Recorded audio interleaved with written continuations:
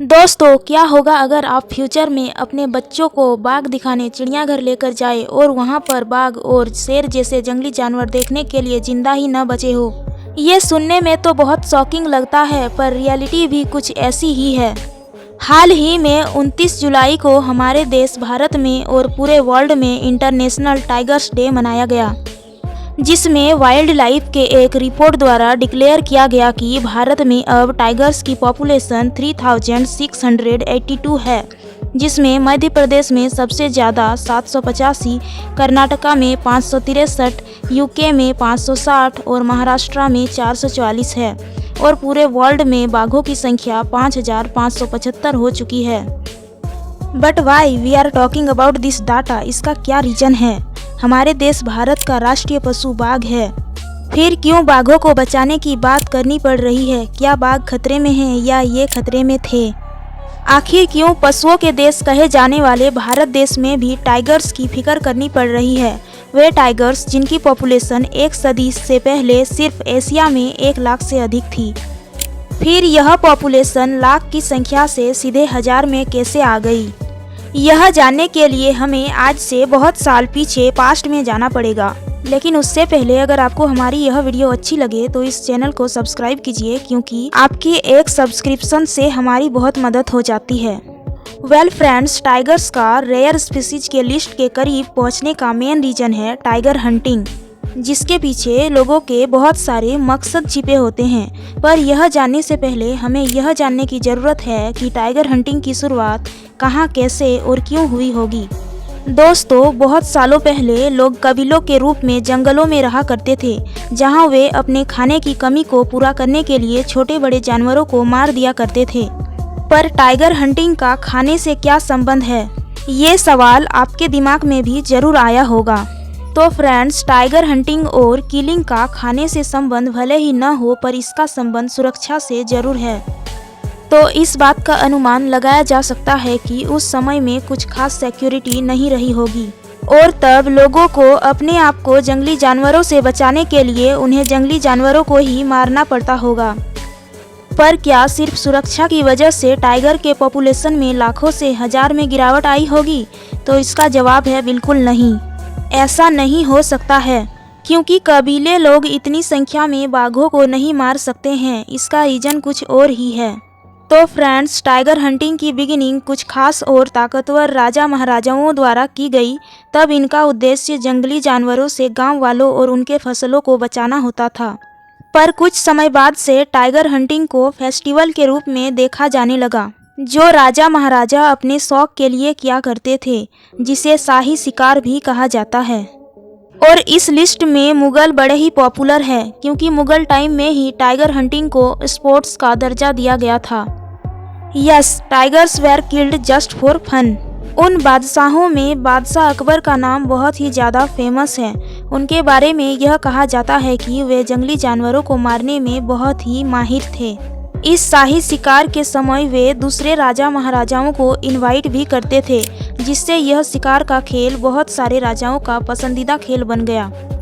हमारे Indian history में ऐसे बहुत से किंग्स हैं, जिनमें एक थे मैसूर के टीपू सुल्तान, जिन्होंने कई बार बिना औजार के जंगली जानवरों जैसे शेर और बाघों को मार गिराए थे, जिसके कारण उन्हें शेर ए मैसूर भी कहा जाता है। राजाओं द्वारा किए गए शिकार तो फिर भी बहुत ज़्यादा कम था। असली तबाही तो तब शुरू हुई जब इंडिया में ब्रिटिशर्स आए और उन्होंने इंडिया पर रूल किया। ब्रिटिशर्स को लगता था कि जंगली जानवरों को सिर्फ फॉरेस्ट में या अनसिविलाइज्ड सोसाइटी में ही रहना चाहिए, और वे इंडिया को सिविलाइज्ड कंट्री बनाना चाहते थे, जहां जंगलों और जंगली जानवरों के लिए कोई जगह नहीं थी, और वे एग्रीकल्चर को बढ़ाने के लिए जंगलों को साफ कर देना चाहते थे, जो उनका इस सिलसिले का पहला कदम था। इसीलिए अंग्रेजों ने यह डिक्लेयर किया कि जो भी जंगली जानवरों को मारेगा उसे इनाम दिया जाएगा। बस क्या था, लोग लग गए जंगली जानवरों को मारने में। और उसके बाद ऐसा कहा जाता है कि 1875 से साल 1925 के बीच के सालों में 4 लाख से अधिक जंगली जानवरों को मार दिया गया, जिनमें 80,000 तो सिर्फ बाघों की प्रजातियां ही थी।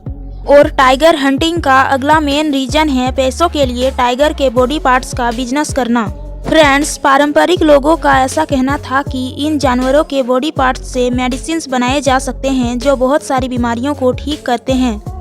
एक ऐसी ही चीन में चिकित्सा पद्धति है जिसे पारंपरिक चीनी चिकित्सा पद्धति भी कहा जाता है, जिसमें बाघों के हड्डियों, चमड़ों और फर आदि का उपयोग किया जाता था। हालांकि world federation of Chinese medicine societies WFCMS द्वारा बाघों के संरक्षण के लिए इस प्रकार के मेडिसिन पर रोक लगा दिया गया है। तो हमें इस टाइगर हंटिंग के हिस्ट्री से यही पता चला कि सालों से टाइगर्स को मारने एवं अनुकूल आवास नहीं मिलने की वजह से साल 1970 के दशक तक बाघों की संख्या 4000 से भी कम हो गई। और बात करें भारत की तो साल 1973 में हमारे देश में मात्र 268 बाघ ही बचे थे। अब यहाँ पर एक सवाल यह उठता है कि हमारे देश ने और दुनिया ने बाघों को बचाने के लिए क्या कदम उठाए।